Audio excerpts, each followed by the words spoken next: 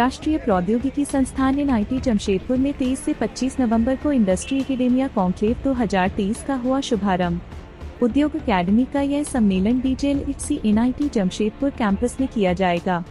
बता दें कि उद्योग अकादमिक कॉन्क्लेव 2023 का प्रमुख आयोजन होने जा रहा है, जहां शिक्षा जगत और उद्योग के विशेषज्ञ सफल सहयोग स्थापित करने की दिशा में और अपने प्रयासों को आगे बढ़ाने के लिए उद्योगों और संस्थानों में प्रचलित महत्वपूर्ण चिंताओं पर चर्चा करेंगे एवं संबोधित करेंगे, जो सभी हितधारकों और हमारे देश के लिए बड़े पैमाने पर फायदेमंद साबित होगा।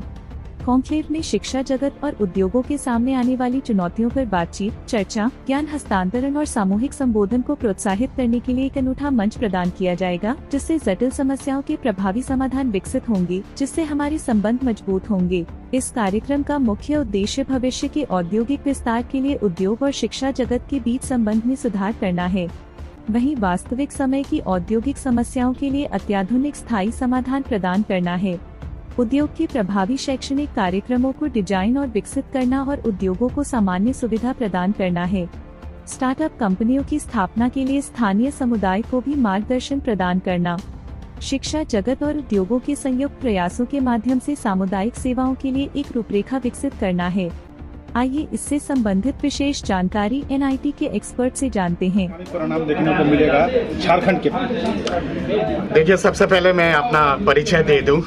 मैं डॉक्टर शुभ्र कमल दत्ता। मैं एक इंटरनेशनल कंजर्वेटिव आर्थिक नीति, विदेश नीति और राजनीतिक क्षेत्रों पे इंटरनेशनल कंजर्वेटिव एक्सपर्ट हूँ और काफ़ी सारे विषय पे, विदेश नीति, आर्थिक नीति, इन सब पे अंतर्राष्ट्रीय पटल पे मैं अपनी बात रखता हूँ। आपका जो स्पेसिफिक सवाल है झारखंड को लेके, मैं समझता हूँ कि NIT जमशेदपुर ने पहले बार इस तरह का कार्यक्रम का पहल किया है और 63 इयर्स ऑफ NIT के इंसेप्शन के बाद यह ऐसा पहल हुआ है एक एकेडमिया बिजनेस कॉन्क्लेव करवाने का, और वो भी केवल एक दिन का नहीं, 3 दिन का।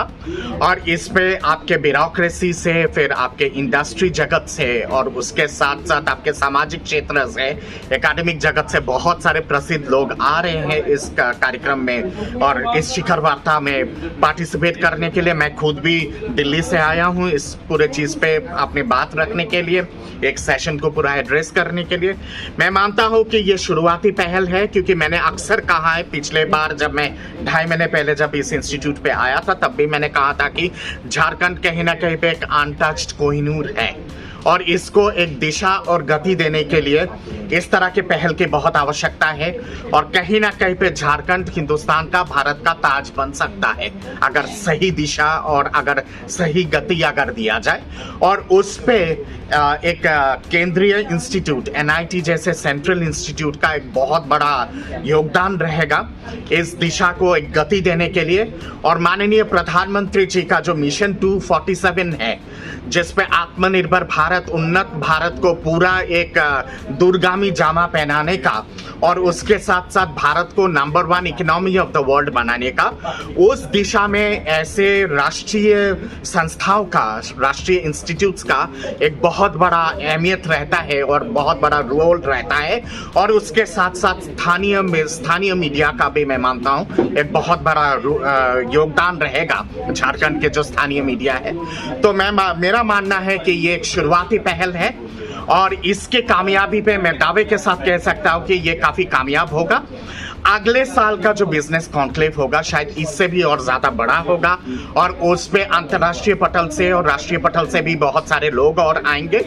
और ये शुरुआत है, आगे का जो मंजिल है, आगे का मंजिल एकदम आसमान तक है और इस दिशा में एक शुरुआत हो चुकी है। और मैं समझता हूँ कि ये एक कंटिन्यूअस प्रोसेस रहेगा और इसकी जो गति है एक सुपरफास्ट वंदे भारत वाला ट्रेन की गति देना है। और उस पे मीडिया जगत के मेरे जितने सारे प्रिय बंधु हैं आप लोग मीडिया के, उनका एक बहुत बड़ा योगदान रहेगा। And I am told that how last 400 years industrial scenario, why we stand today, as you asked that whether we can adjust, synchronize our mentality, our infrastructure, our technology with the outside world.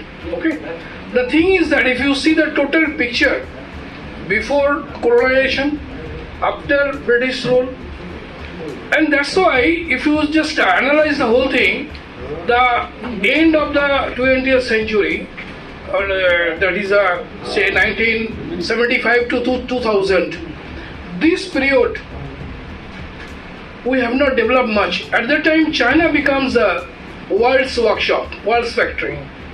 Because if you see the little bit पीछे जाइए, during our independence, our GDP is only 11.2.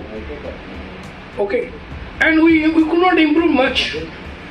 But जब change came after प्रधानमंत्री जी का जो make in India program, startup, local and focal, and you cannot believe, last, as per the March 23 statistics, there are almost 108 unicorns. That means their startup value becomes more than $2 billion US, and total startup at this moment, as per March 23, it is around 900 billion US. If I correctly 800 something, but I am telling you approximate 900. So we are growing, that is clear. Okay, and GDP is also at least from 11.2 to now it is about 60. Our target is 25. So that is why it is a process of developing, and step by step, I think the way under the direction of Pradhan Mantri ji जैसे जा रहा है ना, industrial scenario will getting little bit better. Service sector has done many things compared to manufacturing or hardcore, but still दोनों ही कोई बढ़ाना के लिए आत्मनिर्भर भारत जो बोला है, these all things are correlated. Startup, आत्मनिर्भर भारत जो भी, because you know that India is now the second largest mobile manufacturing country, and इसके लिए जो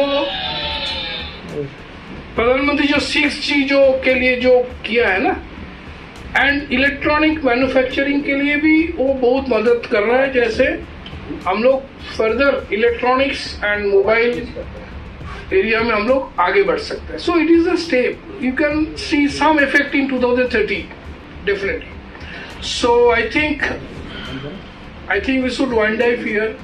कार्यक्रम होना है, इंडस्ट्री एकेडमिया कॉन्क्लेव हो रहा है, इधर में इंडस्ट्री से, एकेडमी इंस्टीट्यूट से, रिसर्च लैब से throughout the India about 40 dignitaries are coming and expected 100 industry around in and around Jamshedpur और झारखंड का है. लाभ क्या होगा इससे? इसको इकोसिस्टम डेवलप होगा, लेकिन लाभ if you can think that it is see in the next month, it is not possible.